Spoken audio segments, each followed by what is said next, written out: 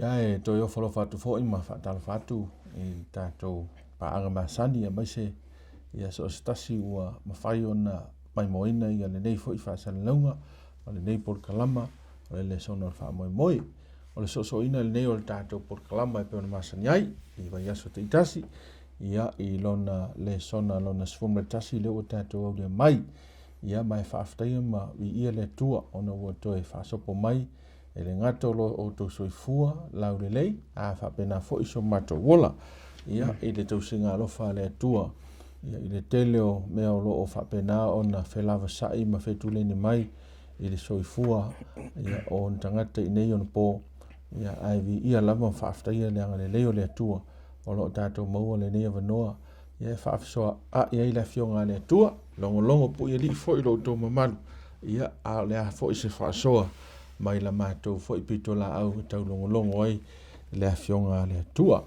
o leo lo tātou tala no ina pēr i ana mta upo e whaatau i le malolonga i a ke wiso i kwata nei mai toi lua lava tātou le sona o lo toi i ona wha mai a ina fo i lea o le tātou pol kalame le neo le sona o wha moi mo le nei kwata i a ai tātou anga i atu anga i lesi fo i mta upo tā pena ina ai mai timi nei ia mai sunga i whawhengainga sunga i a utu leu sunga i a Justin Westerland ia o te whapeatu i swafa manu malo i sikariso e ta lia male fina mai o tau wa o nei o ti pale lupi tapo i o tato host masani o tato pokalame nei ia o la au whaile tato talo ona e pu lava le teimi e to whaina mo le tato whasoa ia lea la tato whengai male te talo lea tua lo mātu te mai whaaftai mo le nei vanoa e lea o maua lava a wa e whaavanoa ina lea tua ia panga noa whapene ia mātou te wheilua iai manisio lau whanau o maua le nei whasala launga. Ia lava lau a fio te mai a wanoa le lei, mai mātou te talo ia aua nei mau le nei teimi ma le nei tūla i le whaafafonga au tangata i nei aua nei pa ufua le tua la upu ia vea se a wanoa i tapena ina ai le soifua ma le ola au auna le tangata. Ia masi e whoolon tantonunga e tali tonu atua ia te oe ia ma mea wa e saunia ma tapena mo i mātou umalawa ina ia saunia i mātou mo le ola atali ia mai se fōi o le mātou au unanga mo oe i le teimi a maua le soifua ia ma le avanoa e whaatino ai ia le avanoa lea le tua whaaftai tele lava mo le mai o le nei teimi talo mo le mafta mai o lo nganga pa ia se wala whaapitoa ia i mātou ai mai se lava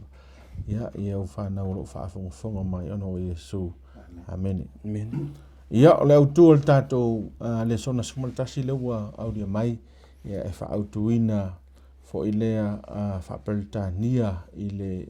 lona whaupunga le na ia i longing for more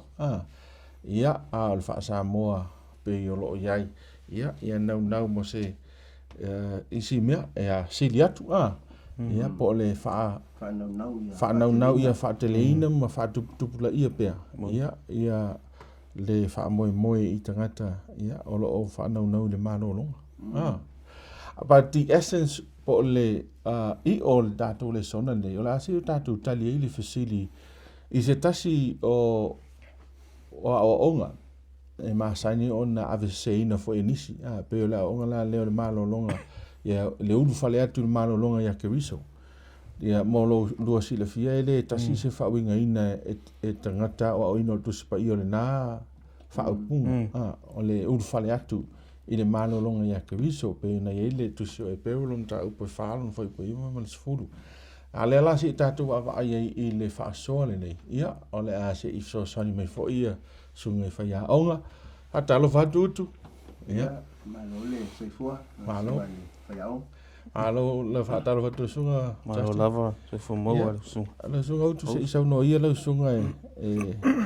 amteina ma to mua fo ia se usau no tātou Lesona nei ma ma whaasolo toi lau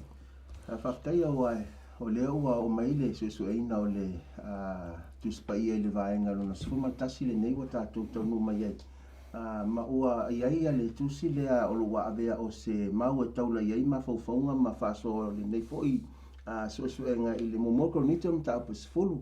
ai lona whaupoi ono lo iai le whaitawina e whapenei na fai fo ina mea ma fai longa mo i tātou ina ne i tātou tu ina na watu i mea leanga pei ona tu'ina nau lava i latou o nei o lo ua toe fa'amanatu ai le apostolo i tangata Korinito le mea na tupu i le taimi ua tuana'i a o lo avea o se fa'ailonga po o se toe fa'amanatu toe fafangu mo i tātou i le so ina ia aua ni o tātou ui ai i le ala lena ui ai ia le nu o Israelu le taimi ua tuana'i pei o se fa'ataʻitaʻiga lena ae o le va'aiga lautele i le sapa i le suʻesuʻega o le vaiaso lenei lona sumatasi pei o lo'o tatou o va'ava'ai ai e ai mea na faia i le taimi o le feagaiga tuai o lo'o fa'aata ai le mea o le atupu i le taimi lumana'i e peila o le fa'ataʻitaʻiga pe a fai e tatou te o i le ataʻina ua o ese mai le nuu o Isaraelu mai le mai e kupito e na tātou te maua ai le whaamatalaga i ina e peisia i o i nei pe a whai tātou te o i le mataupu le na e se fulu le mumuru kolonito e peisia i o le ata le na whaata le atua i nei o le ao i lunga o le nuu o Israelu to ai mane la asia e le nuu o le atua ia le sami ula ula pe o i nei o lo o iai le ata o le papatisonga le o tātou whaatinoina i le taimi nei e pei o se mea na whaia i le taimi ua tuana'i ai i le reality po le taimi le so o le ua whaataunoina o le ata le na o le papatisoina le atua o lona nuu i le so o le ua tātou whaataunoina le sauninga po le ata le o le papatisonga e pei o le whamatalaga a le e peru i lona mataupe valu i lona whai upe lima o lo iei le whamatalaga e whapenei o e o auna i le mea faa o ao ma le ata le lo tala noa ai i le teima le whainga tuai le papatisonga le na whaia e mose e ala i le nu o le atua ma le ata o mea wha le langi pei o na o ina o mose e le atua ina a whai le whale whata whai awana awana wheta lai mai o ia oene e le whaia me umalava e pei o le whaatusa sa whaali atu ia te o le maunga o le ata le alo o wheta lai ele atu nei o le ata lena ia ave ia mose e whauina o le whale wheta whai ai o nei o lo vale ia le atua le ata o le whale wheta whai whaamaoni po le ata moni o lo le langi e whapena fo ila le ata o le uia le nu o le atua o le ao le sa yo lato lunga ato e male ui i le sami ula ula o le ata o le papatisonga le o tatou whaataunoina i le so o le melea i le teima le whenga tuai o le whaata le o tatou whaataunoina i le teima le nei po o le so amen so e tau tele la wa e pe o le autule o tuso e peru o le autule o tuso e peru o le whaatus sanga fo leo mea mai whenga tuai ma le o tupu teimi nei mai sidi atu mea ia ua iei tātou teimi nei naro mea sa ile mea tuai ma fo ona sili ona whaataunu o Iesu mea u mai tau whaatus tusa mai e o ia mose o whaatusa na o Iesu teimi whenga tuai o le lavea ile na mo tangata Israelu manu o le atua e pia fai foi la tātou te toi foi mai ile mataupu le se fulu e te mau le fai upu mua ma le fai upu e lua le mele tupu le teima le whenga tuai leo le au fai tau inatu le fai mua ma le lua fai mele whamtalanga le tustala le au soe o te loto ina i au tau iloa sai lalo o le ao tātou tama uma mau iane uma i le sami ma papatiso ina uma ia mose i le ao ma le sami o le teimi le na le nou iai o le ata le na e lo whaataatia mai mo tātou le aso le ato le papatisonga le teimi le ne so ta ua la ua le ua uma na whaatai nei le tua le ua whaatau nuu i le so upu paperitani o lo whaonga ina le Lesona te lo teimi o le simple ma le reality pe o se ata foi le whaataitai pe o le tala le amatai le suenga o le vaiaso ne whaatau ise ai ua fausi to tono se fale te le to tono ni o ioka o lo o iai le kopi po o se ata whaataitai o le ai le ai ele o lo iai le ai pe o se ata foi le se kopi pe o se me foi le e whaawa o iai le palo whaatai mai ta uala o le mele tau te tai le whaafonga fo i tātou o mai moa se i tau mawhai lawa e tali le winga o le fisiri o le ale winga o le mea o le urfale atu le malolonga ia ke wiso ia bale ale mea lei ona siri atu nana i lore mea sai mua Israel pe e siri atu le original na le copy so why I say le ala tātou whaasa solo pe le ua e wha ta oto ia le ala fua le ala usunga utu i le senga le le senga o le mea na whaataatia fo le whaatusa i se mea le mea mo ia le la tātou o wai o leisi la mea ia o sauninga ma mo mea o taulanga sa o sia o le alona whaatataunga i le mea sili le po le mea sili ona moni o le tā ua ia o pēna whapi atu i le whaasoa fo i sunga o le whawhiangainga ia utu le ua fofola ina mai ai ia le tā ua o le tatou waawai le savalinga lea a Israelu mai i aiku pito ia ngai kanana awa e whapea nā fo le tatou savalinga o lo o tatou e le temi nei tatou tau mawhai uma tau savalia pe whena tatou pe o le tatou mawhai ia maua uma ia kanana whaale anganga le tala no tatou le songa o le malo longa a toa o le si lava e ngā tā ua le au mai ai i le savalinga le pena sau ngoa i le sunga o le whawhiangainga le i le aso lea o sau ninga ma whainga taulanga le ua au mai ai le aso le nei e tā ua whale tatou wawa ai i mea na whai ai tonu o le whale whata whai o sau ninga ia awa pena whai loa ma le salamu e fitu sfulu ma le fitu o ala o le atua o lo i to tono le malu o the ways of God is in his sanctuary e tā ula tatou wawa ai fo ile i vaenga ia tau te ilo po fele anga i nei ia sa le la sanga le atua po feolo ia ia tulanga au te loa pau lava le wala tau te mau le malo longa o tatou muri le tulanga au le atua Levitiko la e whāru whapu tolus fulu malua whangata tolus fulu malima o loo whamatala mai le taulanga lea na whai o le taulanga angsala le avatu le tama i maa moe e avatu e whasia a wā ia le temi whamanga loina ia le angsala o le tangata ua aluatu e fia maua se malo longa o lea lata te waai e le ata lea po le simple pena sau nosunga whawhenga o le au mai ei o le maa moe le tau te waai e na whaataunuina le temi tonu lava le na tua i o ane ua savali atu li i whaola pe wa ngai atu e whain papisonga whapea mai lo i o ane a we le whauta le tamai maa moe lea tua na te ave se ina ia ngasala umo le lalulangi lea la o se tala le leifo i mo i tātou ia le vaenga lea ona o le wa whailoa mai ai o le i o leo o umatatou toni ngā sala le wa mamā i tātou i le ngā luenga na whaia le atua e lua lava ni mea e fia wha mawha i le aso le tā ua le mea mua lava o le temi na whaia i le ngā luenga lea i to tonu le Levitiko le whawhu pe tolsful ma lua whangata tolsful ma lima whamai it's a very strict ritual o se mea sa matua i whaatu la fono ina o se mea nantua i strict sa matua i tele tu la fono na ave le atua po ia inga e whai e le vaenga lea o na foi o le vaenga lea o le angasala le o se mea lai titi le atua pen tatou va ail tusi i sai e limas furu ma liva lona whai upo e lua le whai loa mai ua vea foi o tau angasala ma papupuni i o tatou va o se mea te le po se mea e matua i whiuna ngalo le atua bo ta tau ona ave ese pe foi tatou va aile roma le ono o le angasala lava i o lona totongi o le oti o se mea la sa mato i ave iai le mamafa le atua e ta tau foi na mamafa i tatou mafaufa o le angasala le o se mea e ta tau na whai ngofia na whai e le tangata e tau na tatou whai tete iai a wa o le mea pito silina ino i le atua le mea lona lua o le temi na whai e le sauninga le whamea le o se sauninga i au le lei le au mai le tatou le so it's not a beautiful ritual my blood is everywhere e tafe le toto i mea uma lava e whai ele le vaenga nei ona o ben tatou va ail fata o tona e ono foi po sfulma leon o le angasala le o se mea au le lei o le angasala o se mea mato i matanga lava it's an abomination o le upuna au maina le fata o tona e ono it's an abomination i lumo le atua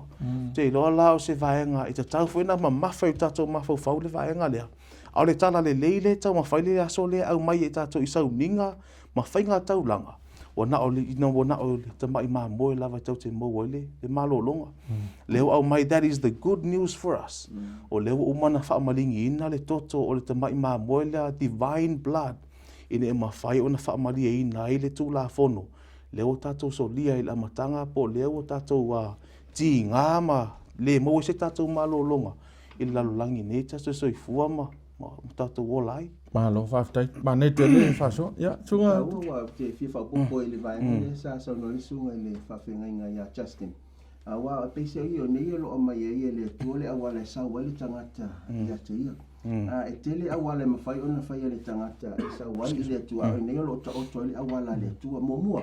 E whamtalanga tu spai le whai patosu mai lo whame a whaina te au mai se tamai maa moe mona taulanga e whai ma taulanga mone anga sala na te au mai se manu whawhine e sa ona le momua. E te tau ona ave i se mea e ato toa. E le mawhai ona sau ma se mea mai po o se mea e le wha le tonu se i tulou le whaafonga e sau ma le mea atoa. O le mea le aisu na pona e le aisu na ila o le mea momua lea. E te tau ona whaia e le tangata. Whaupatosu ma lima. Sau lola le tangata lewa sau ma le manu e ato toa. O na whai mele o le whaamtaranga whaupatosu ma lima na te whae e whono na lima i le uru o le tauranga mo le angasala. O le mea lea leo tātou whaia i le so o tātou le toi whae e lao tātou lima i nunga o le manu lea sa sau ma le tangata le teimo le whainga o tuai. Wa o nei o lo o toi le ato le mea fo i lea o le tau tau o na sala. Confession. Leo whai nela o confession leo wa le toi whaonga ina le manu. O leo wa e tau o wangsala i a Yesu. O le tamai maa moea le tu e ato o tua. E leo so na pona leo so na ila. O lea o le wala lea e mai e inei. O le mea e tatau o na teo i lo tātou mafofau. E moi o le manu e te sau mo e ato atua. O le mea sili o na tau e nei o le toto o le manu. O le toto o le manu o le mea sili o na tau e le whai mai whamtaranga. Le tiko lo mta apasuma fitu whai apasuma taswai mai. A wā o le toto, le ola, o le tino. Leanga o le toto, o le ola lea o le tangata. O le whaatusa fo i lea. O le manu wa alea se toto. E le maua le soifua pe foi a silfia le so e te mi a ona mo lalo le toto po o le ese toto e va ve a ona tili fale mai ne te mo se si pon o le ata atola e mo o le manu le sa mo le tangata ai o lona o nga tonu nga le mo le toto le o fa tau no Yesu lunga o Calvary i lona toto na famalingi ma o le to fa nga ina la le toto le man le o tato o mai e ala le toto o Yesu ai a fa tato te o le tiko lo mta o pumomo te mawai si mai moanga matanga o fiele nei. E fai mai le whaamtalanga. Ili fai upa tolu. Fai o se taulanga mu ai le lafu povi lana taulanga. Ina fai ai taulanga ia i se manu poa e sao ona le lei. Tu salava man whaamtalanga mta upe wha. Fai mai lo nate au mai ili fai totoa o le wha le whata whai o le wha potonga. Ina ia talia o ye luma o le li. O le wino le whaamtalanga po o le atale lo tatou wa aia inei. E tasi al fai totoa o le manu manu. O le ata foilia. Ele ai ase si fai toto o tātou te sawa. Na le tasi a whamtalanga e so ne le ala o kumuni me leola. Ele ai ala se si e tātou te mawhai ona o atua i le tama wana o Yesu. Ona so o fo la ele ma vaenga e sa whamtala me mta upe wha. O le tu o le mai lunga o le ulu. Ele tu o le tasi. Tu umali mai loa te maua. Ele aso o le tongi ola mo le nu o Israel mta upe sfuma leono. E tu umalu mai lua i lunga o le ulu o te mai mamo. O le Faateleina. O le tuu atoa o tātou lima ia Yesu ma whape atu Yesu o le tangata sala o te mana o mia lau whaamalolonga. Amen. Mai o le ala se mea o tātou o ina mai i le mele whengenga tuai. Le lau whaamaonia i e tasi alea. Tasi alea ala i le whaola. Whaola tanga. Tasi whaitutoa i le whaola tanga wana o ye. Wana o Yesu mai o le mea sidi atu la alea. Ma nei e whaata i te ingat whengenga tuai. But o le reality leo tātou ola mso i fuan temi nei. Mai e tā ua tele la alwaanga le la tātou me e tuai. Ona o le sa o talno atu i le amtanga. Le ale wingo le mea le luru fale atu i malolonga ia. Ia Yesu ke wiso. So le alan tātou amata mai i baptisonga. Whaatu sa le ata o le baptisonga o le la asia le o le sami ula ula. Anga i mai ei mawhaia i e whaatinonga i e peon sa noisunga. Justin. I le o singa taulanga. O whainga sauninga. Ia ai whaatusa umai e me umai ai. Ia Yesu. Lea lau tātou ulu whale atu nei i lea. I le malo longa ia ke wiso. La le wingo la ea vaenga. Ia peona i le aso lea lausunga utu. Peo i nalo ta o tai o le whaate ta inga o le malolonga. O le yo mai le malolonga sili. Le la tātou te whaata. Ai le malolonga le tātou whaasoa fo le si tātou suenga. Le o lo la sofitu o so mai. O so mai o le malolonga le whaamanatu pea. Mo tātou o le ata lea e whaata i mo tātou le so. O lo o ia le malolonga o tā pena. E le atua le romanai. Mo tātou. Mai mawhai ona whaamaunia le whaamtalanga lea. pe fai tatou te o le tusi lea lena e taua le peru e mafai pe fai maua se avanoa fai tau le matama le peru e tolu non fai upe fitu e faasolo mai ai o te fi au maia le fai upe lua ma le fai upe tolu le peru non mata upe fa leo le au fai tauina le fai upe tolu fai upe fa fa pe kam talanga le peru lea lo mata upe fa fai upe tolu fai mai awa tatou te sa watu i le malolonga o tatou o e ua faatua tua pei ona feta lai mai o ia pei ona o tauto i lo wita la tau te lesa o atu lava i lo malolonga o le malolonga lava le i le ngā luenga na whaia ina ua uma o na whaawaina o le lalolangi whai upe whawhai mai a wā ua whai mai o ia i le tasi upu e winga i le asofitu ua whape mai na malolo fo i le atua i le asofitu i ana ngā luenga umalava o lono winga ua umana tāpena i le atua le malolonga lea ai o le malolonga lea e whaia mo tangata o i lato e whaatuatua i le atua le la to tala la titi lo winga o le whaamtalanga nei o le malolonga o lo ofo mai le atua mo tangata uma mo tangata so se tasi ai na o i lato te talia ina ma whaatuatua i le atua e ma whai ona whai mo i lato le malolonga lea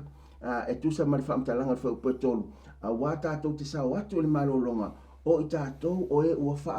whaatuatua lono winga o le ofo ia le atua e mo tangata uma e ofu mai malolonga ai se vanga na o tātou talia ina wa i lo tātou loto i la tātou whiwhilinga talia i le atua e pei fo i o le sau le tangata nena tātou vava ai i le sau e avela na taulanga i le atua e le wha malosia i le atua e sau whai mai a whai lono winga o lo tu mai i le atua lau whiwhilinga i ate oi pe a whai la e te whiwhili e te sau i o mela i te sau i le atua e le whape mai le atua i a wangi e le sau o lo mai whiwhilinga sa o loto i tātou whai la tātou whiwhili o mai me lo le tu o le awala la le te sau ai ona e maua lo le o le malolonga sili le o tāpena mo oi e te le sau la i sau awala e te sau le awala le atua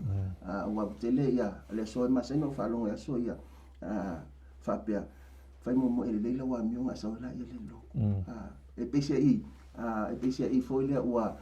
fōlinga mai o tama whaila ta i te whaita i lo tamalosi e le umeaka eva whamtalanga Yesu sau ia tau o la wamo e mama e mela wamo o te aveina o to umo e tingaina maftea venga i o to o mea tia e sau la amale whawhitau o le atua e amata o na ia fofoina o le taso me te whapopoto i lo wanga lea la sunga whawhenga ingo le malolonga e le imaua uma tangata Israel wa le fe meta to ma o tu na tupu fo ia me ia o ita to ia one i one i man na ta to le anga le sa fa fo Israel tinga o le vana ma to le tu le malo longo sapati ai fio mai Yesu ta to mai to wina le ia e le maua tanga to le tu le nga monio le malo longa le malo longa le fa sapati awa na fa Yesu nga luenga fa ola ai na fa na so e a fo leo me sala Yesu why because se le mafua anga ona le na urufale ni malo longa le ale la uta to lo nei o le urufale atu le malo longa le se ivanga na wa etalia Yesu mai fa maoni mai fa tua ile provision e Yesu mo oi po mem fa Yesu mo oi te le tai e mo le nga monio le o le malo longa ya ke riso you will always si o le tau fala talata mai o e tu sape te tau sia le sapati ai e mawhai na ave o ma farisaio pero au farisaio o tangata tusi lima te whamasino sino so e leo le tau singa o le sapati le mea taua a o le mua iai ke riso iai ia te oi ia ola ke riso ia te oi ona malo loa leo le sapati you will know exactly what it means by entering into Christ's rest, but Jesus rest. So it's a little point that I want to point out this because so inale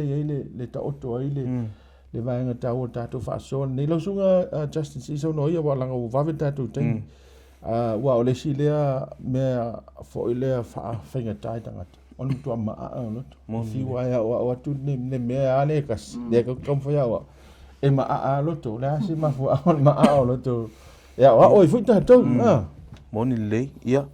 o leo uman tato ai fo ile aso lea o e te tauona tato ulu atu i le malolonga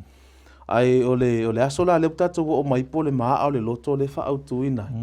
O le ufa matalaina ia na le mawhaiona la tō maua le malolonga. A whaitau te wawa ai le tusi le whaautu le aso le e pewe wha, tō le whaangata le fitu. O le ai whaamatalaina mai ai o le malolonga le na whai e le atua le aso le pena au mai mo tangata Israel. Na mai mo tangata umalava. Ele I au mai a fo ilea o tangata Salevi. Pena au mai na o tangata Utah. Le utu a inga lea. Le fili mei tu. A lea au mai I pewa whailoa mai le aso lea.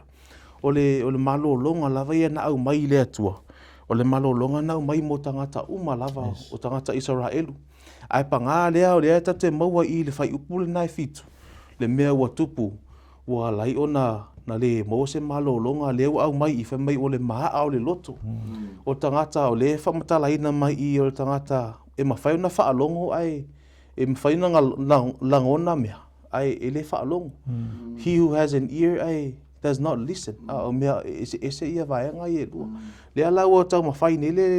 le sona po le aso le tau mawhai whailoa mai. Ma tau mawhai tue whailoa ma whailoa mai e le vaenga le na tupu I tangata Israelu awa o upu lava I le tau mai aso nei. Pena sau noa lau su. En mea vaenga le o le history repeats itself. O le mea e whai pēha o le mea e tue tupu foi. O le winga foi o le upu le o te nomi. Le te le au mai e vaenga nei. O le mea o le tala e tupu pēha ma tupu pēha. Le ala te wa ai ele ai o le utue whamanino ma tue whailoa mai. Le ngata o whailoa mai le whainga tuai o tue whamangatu mai e paulo. Le ai o le vaenga nei o le mea e tupu pēha. O le vaenga lea o le maha o le loto le tangata. A le ala o whailoa mai I. Tue whamanatu mai le ngata tusi o Isai e tolu sfuru whaipo sfuru ma lima. O le Jeremia foi ono whaipo sfuru ma leono. E paula vale awala e mwhaino tupu o le mea leo tatu o ato toa le ia ke riso. Ele o le sāpati, o le whamanatu mai foi I le sāpati, o le malo longa le sāpati. A le whai mai o le tangata ia lu ato toa ia ke riso. Mai lo ma le time frame. Le mai I whai mai I le aso. Today. Ele o mai tomorrow. Ele o whai mai procrastinate. O le si vaenga matau tia le la atupu le temi o ke risiano. O le fie whai mai se yo o tai au. Se yo o nā nei. A leo tue whamanatu mai le tusi leo e pewe whawhai po e tole whangata ma le fitu. E leo tai au, e leo tala tai au. Au lea so. A e la ngona lo le leo lo li whaola. Lea so. Ua tau lo na e sau lo le malo longa. A ua lata le temi o lona tue fio mai. Ne I te iwa sau mua o le te I whawhai te leo I tonu. Amen. Le whapopo le whasoa lea wa e le manatu tāua lea wa mai e le anganga le mawhauwhau le netaimu. O le awana la e mawhai ono tātou la bia ina I o tātou soia. E le o le tau iai o le sāpati, o le tau iai o Yesu. Kasi a o ina maua le tangata Yesu, tausi e le tangata ma alofa o le whaonga tausi fo ele mapolo inga ia o iai ma le sāpati. Ona telo temi o lo fuli la vai tātou le awana le aletua. O le mua mai lunga I me te tau na muli. Ai muli me sa tau o na whamo. Moni le. I se isi la whaasua po se mai moa. E te tau o na ave Yesu. O Yesu e suia le o langa le tangata. E le suia sa pati wa se fiu la vai tau se sa vai. Whai te le suia Yesu. O le mea tas. O le ave ia Yesu. Yesu e suia lo la. Mai e Yesu le alofa te tausi ai ia polo ai. E le ngata I te ngata o ta tangata foi awa lai tau sāpati teimi nei. Awa e mawhaino o whai atu to te le tangata le tau sāpati. E maua mai Yesu. Ia pense I wa whai le sāpati o se awala e o ai le whaolta. E o i whaolta nā tonu. E whaolai nai pia o la se fiu mai Yesu. Moni le. Mena te whaftai I le li whaola. A wana o mai ia. O le mele whai e au wharisai o se mele lei. If I make something I so late, but it's not good enough. Na lo misi ale maka ni mele. Amen. Ele sa. Pe mana pua sa ola fa tau mai le sfera lo. Ai atu le se mito ton. Foninga mai o ka ai le mit. Amin ka ai fala mak. Ai wa ngalonga ku le mit. So mena le tele ata tātou te whaia sāpate se mea tā ai whaafalai lo tātou te tonunga lau sa. Ia se sa o le tausi ngon te aso nau tausi. Ai ole sa onga tonu le awa o I tātou I marolonga sa. Ia ta lia tātou Yesu Keriso. Ia sau no ia lau sunga le whawhengai au tu I le wha I ino tātou le sona I vanga nā I le langi fau. E taua wae pei o le whamtaranga sa whasoa le amatanga e iai le malolonga o lo wata pena i le tua mo tangata e whaatua tua i ateia mausi tai mawhai anu na whinangalo ua iai le malolonga i le so ua au mai i le tua e o whaamanatu mai e tai fitu aso tai ono aso mo so mai le so no fitu e whaamanatu mai e tātou o le sa pati aso fitu lea o le awala lea lo ua whaonga i le tua mo tātou le so e tātou te tofua i le malolonga tele le o saunia i le tua o le langi ma le o le whaava so se teimea lai o me le malolonga le sa pati e le ngata tātou te malatua le telo mena whai le tua ma le tua le sisi le si ai o leo le a tātou tofu ai i le teimea o tātou i le lalolangi le nei i le mea sili atu leo lo whaatari mai le tua e mai mo tātou o tangata whaatua tua ka le tia tolu whaupe luasu ma le ono e le whaupe luasu ma le iwa o tua mai o le sa taulu lo whai le whaamtalanga le nei a le apostolo whapea whaamtalanga tu so ka le tia a wā o atalii o le atua o tau umalava whaafonga le whaamtalanga i le whaatua tua ia kiriso le whai mai o atalii o tau le atua pe a whai o se iutaia le ai pe a whai o Israelu le ai whai mai pe a whaatua tua ia kiriso le taimi lava tātou te whaatua tua o oi maa o le whine ma le atalii o le atua tātou o le whanau o le atua taimi tātou te whaatua tua ai whai mai le whaamtalanga whai peloso ma whitu a wā o tau umalava na papati soina ia keriso ua oto o ofu ia keriso o le whaatua tua la o le tangata lea ua ofu i le amio tono keriso ua amio i le amio e pei o le amio keriso ua vaai fo'i i le vaai keriso a vaai i le uso whaiwhiau ia Justin o lo vaai ia Yesu pe a vaai i le atapu ala vala isi mea o te vaai i le vaai a Yesu whai marwha upe losu mai vana e le o iaise iutaia po se eleni e lo iaise o se polonga po se saoloto e lo iaise tane po se fini a ua tasi lava o to uma ia keriso a Yesu ma o le tala le leile na mo tātou e le awhaina po le ali toi ngasi o si o manga ma le tūlanga sai ai whai mai o le taimi lava tātou te talia i Yesu ma a vea ma whaatua tua nisi taimi whaasene i tātou le mawhauwhau po le o onga le nei tau a lokari o Yesu lava le ngā ai e te tau o Natalia usitai ma alofa whamaoni i a Yesu ma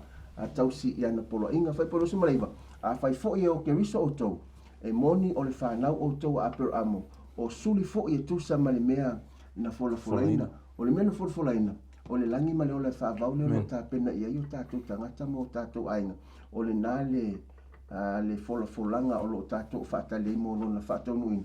o le langi le ma le o la e whaavau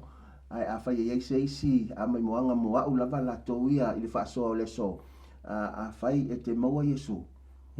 ua e maua mea uma a ua le teimi lava tātou te talia i Yesu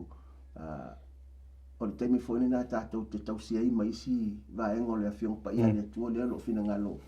i a Yesu ua peo le whaasoa le sa tātou tatara noai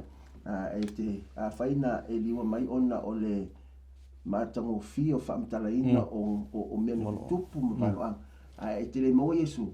e le koe mwhaalongo loka linga i Faateleina na walengi mea fo na matalona mo e le Faateleina se tasi o mentor whai mea te au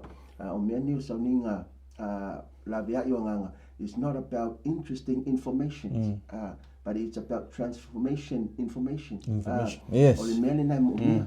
e le mana o mea o nisi te mitatu te manatu kaunga la unga mea ngai fau whaalongo tangata pa ave kaka ia Yesu wai transforming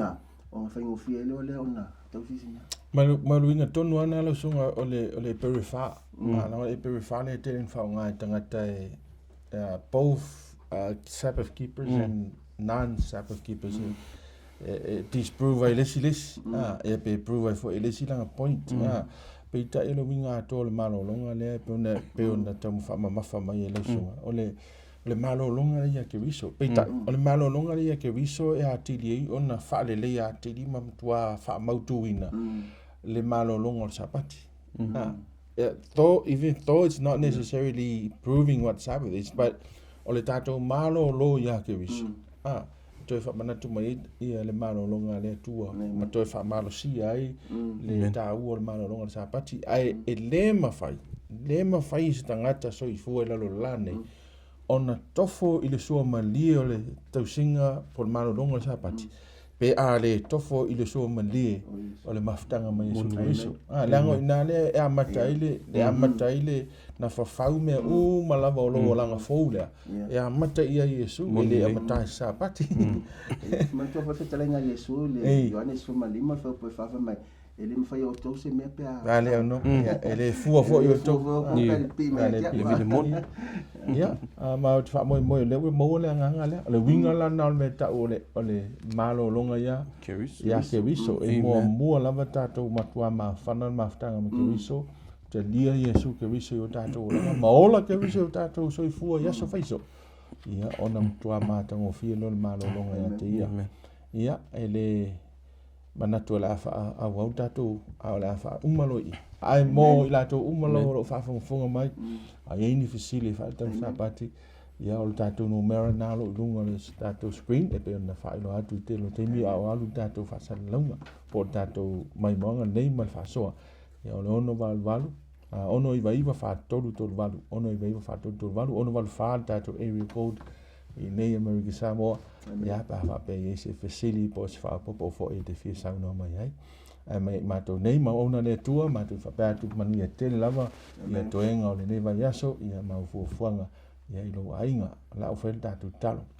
after ile tua ile vanoa matou te fa so ai ma o tangata fa so ai fo ile tua o ona nei na matou fa so ina lo fingalo matou te talo lava le ia ma le ongo nei por kalani ina ia se tasi malo lo atu ia au ia se tasi manatu ua mamao tele ma oe ma ua le fai ona fo i mai ate oe le atua vea nei fa soa fai lo atu ai le ai o lo tatala pe le avanoa o lo omtua e sauni e sa paia ia ma fa fuata ina so se tangata o lo ia maftianga o lo ia mamao ma oe ono le angasala o manatu ai e le toia mana ia oe ai tua vea le nei fa soa ia matua fa maulunga ina ai le tua ma fa lawi lo ai e moni lo lo fa so stas a o ina uru fale atu le tua le malo longa ia te oi ia e to afi ma le me uma lo so ina ai lo no so fo mo le ola ia esta pena i mato mo le aso te fio mai ai ma ngaru enga le te fina ngalo matu fa ina o le matu te talo le tua fa after tele fa mne o na nei ma o nei le matu fa so i mai aso uma ia wala vale lo pu ni o tangata i lo na swafa Yesu matu wa au tuai amen